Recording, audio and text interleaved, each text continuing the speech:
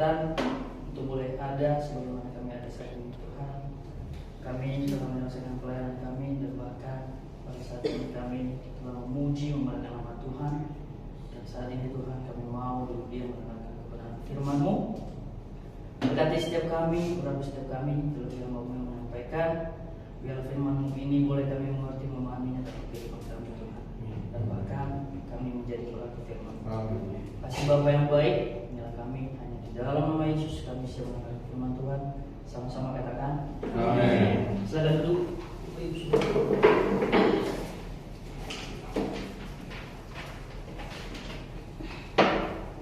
Shalom.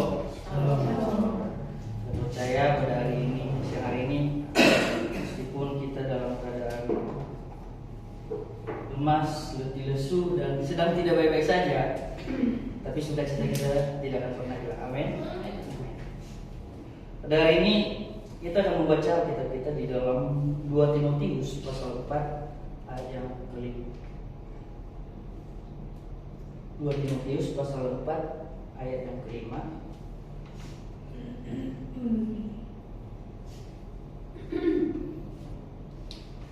Dapat semua? Karena hanya satu ayat kita baca secara bersama-sama dengan suara yang mantap. 1, 2, 3. Tetapi kuasailah dirimu dalam segala hal, sama menderita, lakukanlah pekerjaan memberitakan Injil, bantu menyebar tugas pelayanan. Amin. Judul perenungan kita pada siang hari ini atau tema itu menjadi hamba Tuhan yang setia. Menjadi hamba Tuhan yang setia. Kalau kita dengar secara langsung ya, menjadi hamba, kita langsung berpikir hamba. Hamba itu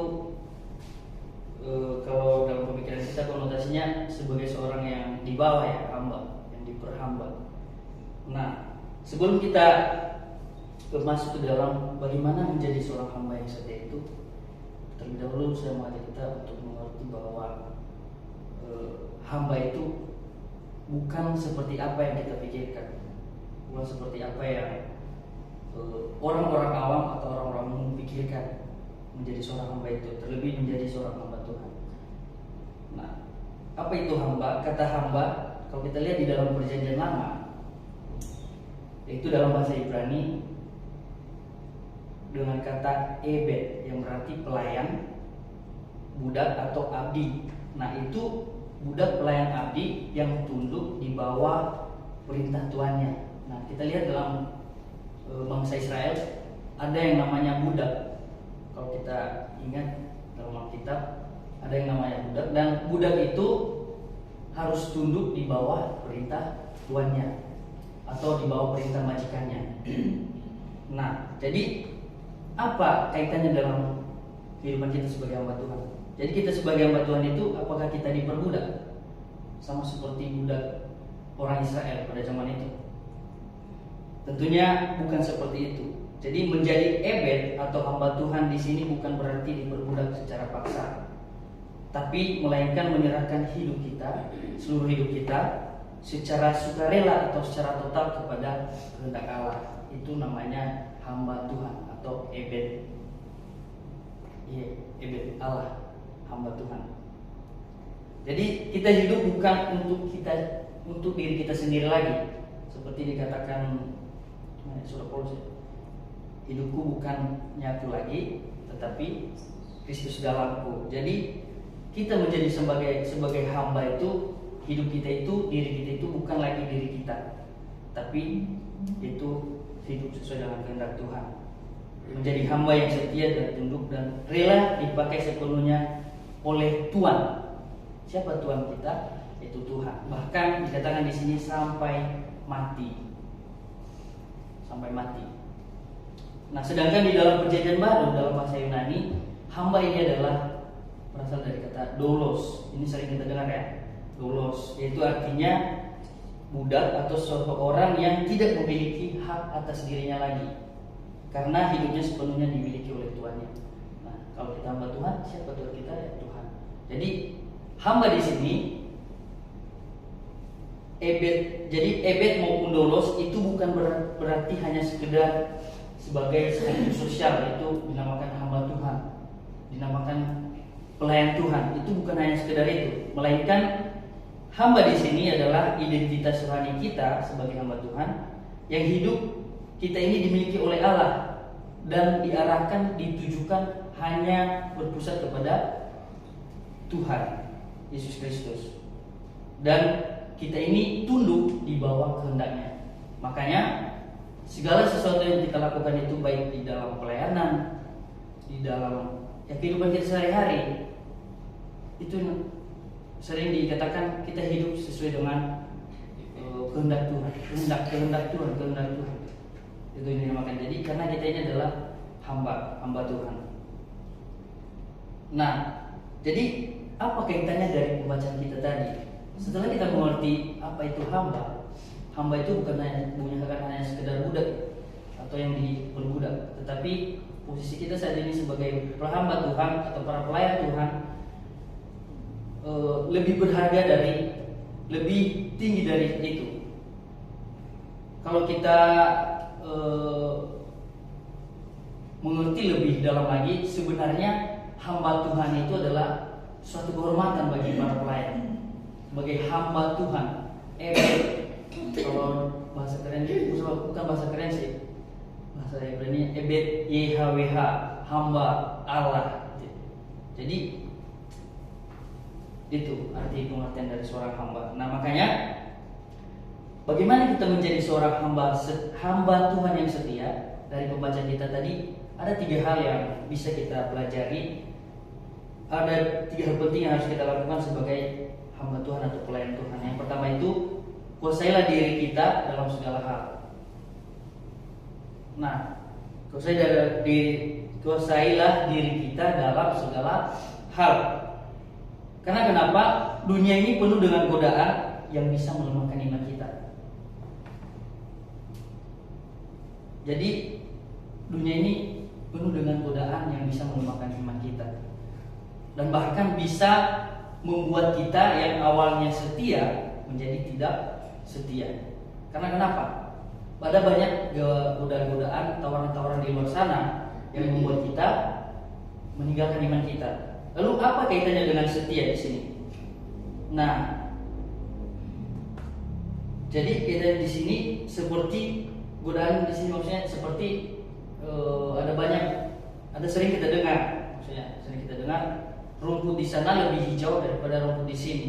Nah, itu godaan dong, karena rumput di sana lebih hijau dari rumput di sini. Tapi apa yang dimaksud setia di dalam itu? Sekalipun rumput di sana hijau, tapi kita tetap pada rumput kita. Nah, mau nggak rumput kita hijau? Mau, ya kita pelihara. Jangan tergoda dengan rumput yang sebelah. Itu namanya tetap setia. Sekalipun di sana banyak godaan, banyak tawaran, hal-hal yang membuat bahagia, membuat senang lah di dalam dunia, tapi kita tetap setia. Itu menjadi pelayan Tuhan. Jadi ada banyak keinginan pribadi kita yang harus kita kendalikan agar tidak menghalangi pelayanan kita atau kita sebagai hamba. Nah, makanya Bapak Ibu Saudara semuanya, jangan mudah terpengaruh oleh tekanan dunia. Kita tetap fokus pada pelayanan kita, panggilan kita sebagai hamba Tuhan, terlebih kita yang ada di dalam sekolah ini. Ini adalah pelayanan kita tetap setia. Kalau mau rumput kita lebih bagus, maka kita akan yang kita lakukan, kita tingkatkan kualitasnya, bukan malah pindah ke rumput yang lebih bagus. Itu menguasai diri dari dalam diri sendiri. Terus yang kedua, sabar dalam menderita. Sebagai hamba Tuhan yang setia, sudah pasti apapun tekanan, apapun yang dialami, pasti akan memiliki hati yang sabar. Amin. Amin. Karena kenapa? Pelayanan itu tidak selalu mudah. Terlebih mengajar anak-anak ya. Bisa lebih teriak-teriak sama si Jordi. Jadi itu tidak selalu mudah. Tidak selalu mudah. Ada banyak rintangan, ada banyak tantangan di dalam melayani itu. Ya salah satunya suara kita habis. tenaga kita lapar, tenaga kita habis dan ini kita lapar. Nah, jadi ada aja tantangan yang harus dihadapi. Namun di sini ke dalam pembacaan kita, Paulus mengajarkan kita bagaimana menghadapi situasi tersebut. Kita tahu Paulus sering mengalami penganiayaan dan kesulitan, tapi yang harus kita tahu dia tetap setia. Karena penderitaan itu seringkali menjadi bagian dari proses pemurnian dan membuat kita menjadi naik level. Penderitaan dan tantangan itu. Bagaimana kita bisa naik kalau tidak ada rintangan yang harus kita lewati? Nah, jadi bisa juga dari penderitaan tersebut menjadi landasan iman kita semakin bertumbuh. Maksudnya gini, ketika kita menghadapi cobaan tersebut, tapi kita tetap setia dan bisa melewatinya, tentunya kita berpikir, oh kok bisa saya melewatinya? Saya percaya semua karena Tuhan. Jadi jangan kita menganggap penderitaan, tantangan, masalah itu adalah sebuah hal yang menjatuhkan kita, tetapi itu adalah mari kita jadikan itu sebagai landasan kita untuk terus naik, terus mundur. Jadi Tuhan itu tidak pernah menjanjikan jalan yang mudah, tetapi Dia menjanjikan Dia menyertai. Salah jika kita mengatakan Tuhan jauhkan masalah ini, Tuhan jauhkan si Jody. Enggak, itu salah. Sebenarnya yang seharusnya kita lakukan adalah kita harus menjalaninya. Karena kenapa? Ketika kita menjalani hal tersebut, Dia akan sertai kita, dan ketika kita bisa melewatinya, itu akan menjadi kesaksian kita. Itu akan menjadi kesaksian kita. Contohnya, sekembali si Jordi.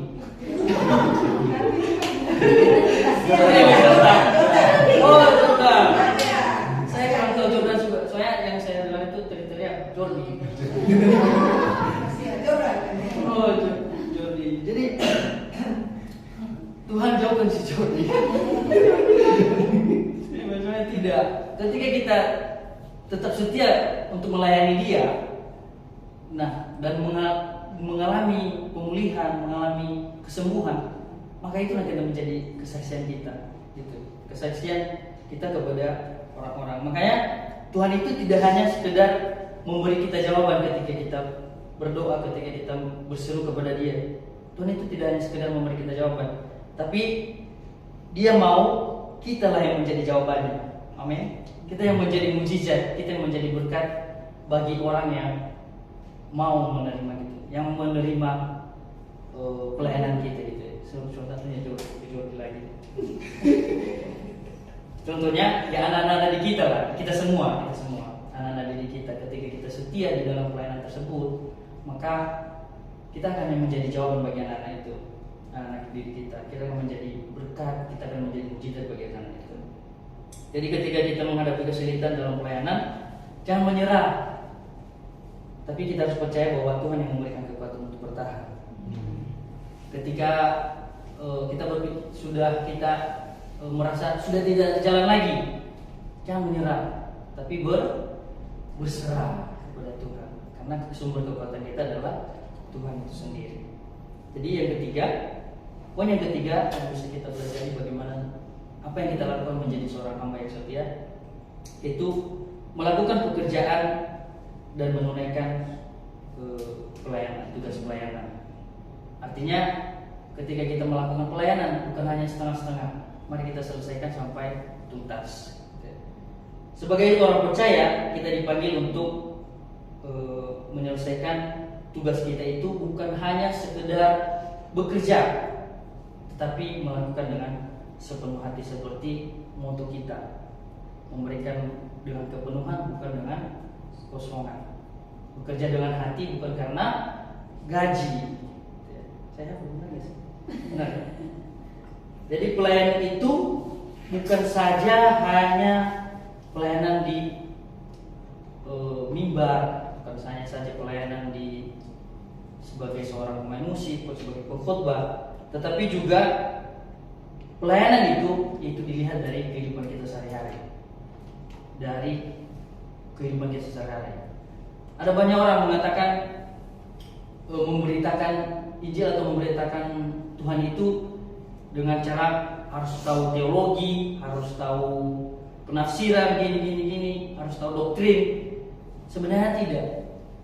Pelayanan sesungguhnya atau pemberitaan Tuhan itu atau penginjilan itu sesungguhnya dilihat dari kehidupan kita sehari-hari.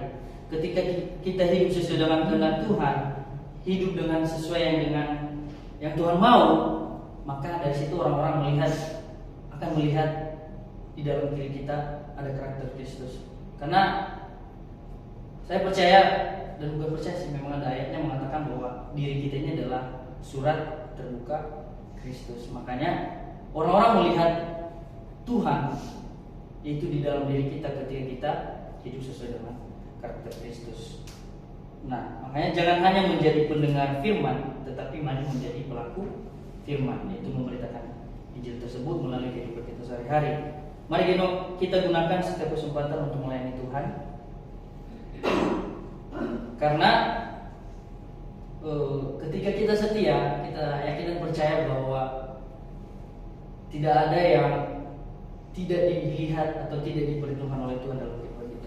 Sekalipun hari ini kita capek, ya seperti yang kata tadi, lelah, letih, lesu, lulai dan lapar. Sekalipun kita harus hadapi itu. Sekalipun kita menghadapi itu, tapi kalau kita setia, maka jerih payah kita tidak akan sia-sia di dalam Tuhan. Makanya pada saat ini Bapak Ibu Saudara, mari kita kuasai diri kita dalam segala hal, tetap hidup dalam kebenaran, sabar dalam penderitaan, jangan menyerah dalam menghadapi tantangan atau rintangan, terutama si Jordi, dan lakukan pekerjaan pelayanan itu sampai tuntas atau sampai selesai. Dan marilah jadi teladan dalam kehidupan kita sehari-hari. Mari kita menjadi hamba Tuhan yang setia hingga akhir hidup kita. Seperti Paulus tadi mengatakan, seperti Paulus mengatakan di dalam 2 Timotius pasal 4 ayat 7, aku telah mengakhiri pertandingan yang baik, aku telah mencapai garis akhir, dan aku telah memelihara iman. Jadi mari kita tetap setia di dalam Tuhan sampai garis akhir, sampai garis finish. Karena semuanya ini tidak akan pernah sia-sia. Kenapa? Karena Bapa kita besar di surga. Amin. Demikian renungan pada siang hari ini. Semoga teman ini boleh memberkati kita dan menguatkan kita. Mari kita bersatu berdoa dan bersyukur untuk kebenaran firman-Mu pada siang hari ini, Tuhan, ya. Berikan kami kekuatan untuk tetap setia di dalam-Mu, dalam melayani-Mu, itu menguasai diri kami, sabar dalam penderitaan Tuhan, dan bahkan kami melakukan pelayanan kami bukan hanya setengah-setengah, tapi sampai tuntas Tuhan, dan dengan sepenuh hati. Terima kasih Bapa yang baik, inilah hidup kami, kiranya Roh Kudus-Mu yang selalu memberikan kami pengertian akan kebenaran. Dalam nama Yesus kami berdoa. Amin. Ya, puji nama Tuhan.